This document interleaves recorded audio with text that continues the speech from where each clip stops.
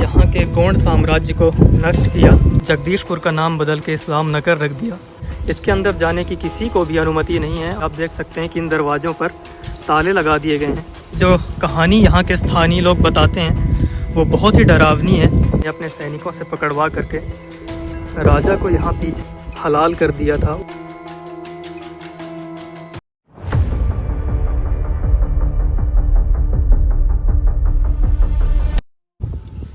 Hello दोस्तों, स्वागत है आपका फिर से एक नए वीडियो के साथ। हम आए हैं आज एक ऐसी जगह पर जो बहुत ही ऐतिहासिक और रहस्यों से भरी हुई है। यहाँ की बहुत सारी कहानियाँ प्रचलित हैं लोगों में।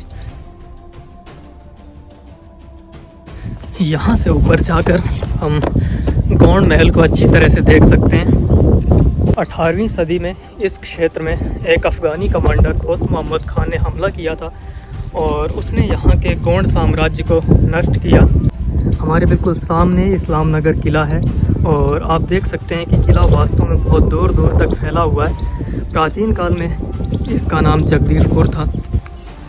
दोस्त मोहम्मद खान ने जब इस जगह पर हमला किया उसके बाद उसने जगदीशपुर का नाम बदल के इस्लाम नगर रख दिया।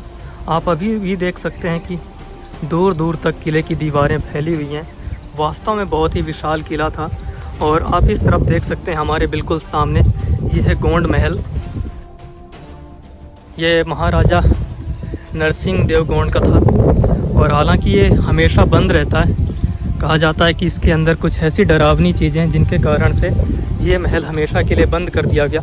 इसके अंदर जाने की किसी को भी अनुमति नहीं है। हम एक ऊंचे स्थान पे आए हुए हैं जहाँ से हम इस महल के परिसर को ऊपर से देख सकते हैं, लेकिन अंदर जाने के लिए आप देख सकते हैं कि इन दरवाज़ों पर ताले लगा दिए गए हैं।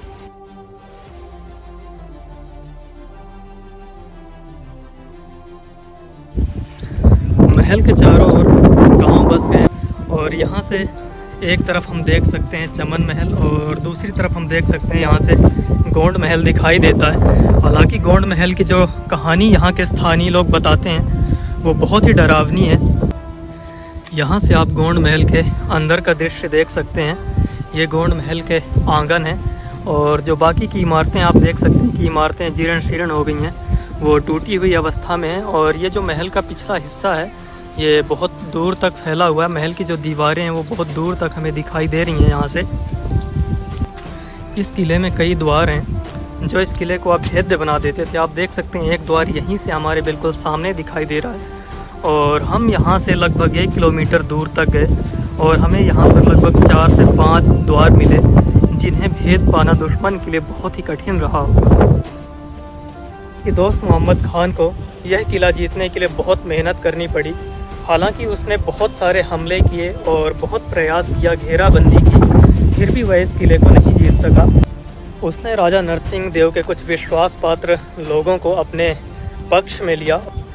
राजा के विश्वास पात्र लोगों ने जब राजा को धोखा दिया और कुछ महल के गुप्त रास्तों को बताया, जिसके बाद यह महल उन्हें खोना पड़ा और दोस्त मोहम्मद खान ने अपने सैनिकों से पकड़वा करके राजा को यहाँ हलाल कर दिया था। उसी के बाद उस डैम का नाम हलाली डैम पड़ा। और ठीक उसी घटना के बाद जब यहाँ गोंड रानियों को महाराजा के मौत की खबर मिलती है तब बताया जाता है कि अंदर यहाँ महल के अंदर कोई विशाल कुआं है। उसके अंदर 7 रानियों ने कूदकर अपनी जान दे दी थी। स्थानीय लोगों का कहना है कि उस कुएं से आज भी डरावनी आवाज़ें आती हैं। उन रानियों के चीखने की आवाज़ें आती हैं जिन्होंने यहाँ पर अपने जीवन का बलिदान दे दिया था। महाराजा नरसिंह देव गोंड ने इस किले के आसपास बहुत सारी बावड़ी और कुओं का निर्माण करवाया था ताकि यहाँ जल की कोई कमी ना हो सके। आप हमारे सामने बिल्कुल देख सकते हैं एक बावड़ी है और दूसरी ओर यहाँ पर भी एक बावड़ी है। तो 2 बावड़ी बिल्कुल आसपास ही स्थित हैं।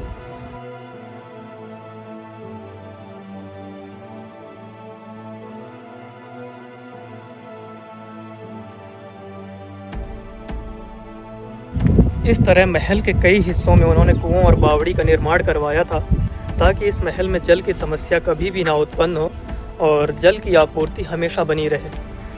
अभी सुबह के 9 बजे हैं और हमें बताया गया कि किले का जो गेट है वो 10 बजे खुलेगा। इसीलिए मैंने सोचा कि आपको किले का कुछ पिछला हिस्सा दिखा देता हूँ। तो ये है किले का पिछला हिस्सा और बिल्कुल पीछे शायद यही नदी है जहाँ पर राजा का कत्ल किया गया था। राजा को यहाँ लाकर संभवतः इसी जगह पर उनकी हत्या की गई थी और इसे हलाली नदी कहा जाता है।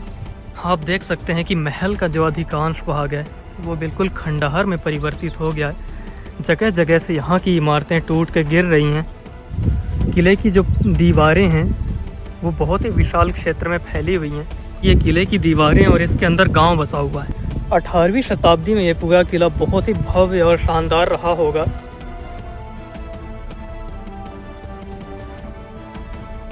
कहा जाता है हलाली नदी है, हालांकि ये बिल्कुल नाले की तरह है। और ये महल का पिछला हिस्सा है। महल के पिछले हिस्से से बिल्कुल नदी तक जाने के लिए आप देख सकते हैं यहाँ से सीढ़ियाँ बनी हुई थी। यहाँ की सीढ़ियों में अब कचरा फैला हुआ है और जो पीछे की नदी है वो बिल्कुल नाले की तरह प्रदूषित हो गई है। और ये है किले का पिछला हिस्सा और ये बंद है। बहुत सारे दरवाजे यहाँ के अभी भी बंद हैं। इसके नीचे कुछ भी दिखाई नहीं दे रहा, केवल अंधेरा दिखाई दे रहा है अंदर। ये महल के वो हिस्से होते थे जहाँ पर सैनिक पहरा देते थे और चारों ओर नज़र रखते थे। एक छोटा सा दरवाज़ा जैसा बना, तो देखते हैं इसके उस तरफ क्या है।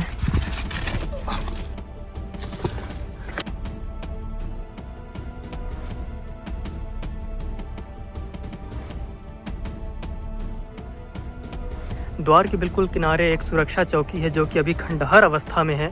और जब आप द्वार के दूसरी ओर देखेंगे तो आप देख सकते हैं बिल्कुल अंतिम में दूसरी सुरक्षा चौकी है जहां सीढ़ियां बनी हुई हैं। ऊपर जाकर सैनिक यहां से निगरानी किया करते थे। महल के द्वार पर बनी हुई ये सुरक्षा चौकियां हैं और यहां तक मैं जाने का प्रयास करता हूं। हालांकि ऐसा लग रहा है कि थोड़ा मुश्किल है क्योंकि ये झाड़ियों से भरा हुआ रास्ता है। और ये सुरक्षा चौकी के ऊपर जाने की सीढ़ियाँ हैं। आप दूसरी ओर देख सकते हैं वहाँ भी उस जगह से सीढ़ियाँ हैं और ऊपर सैनिक रहकर यहाँ आसपास के पूरे क्षेत्र में नज़र रखा करते थे, निगरानी किया करते थे। ये किले का वो हिस्सा जो अभी बिल्कुल पूरी तरह से खंडहर हो चुका है।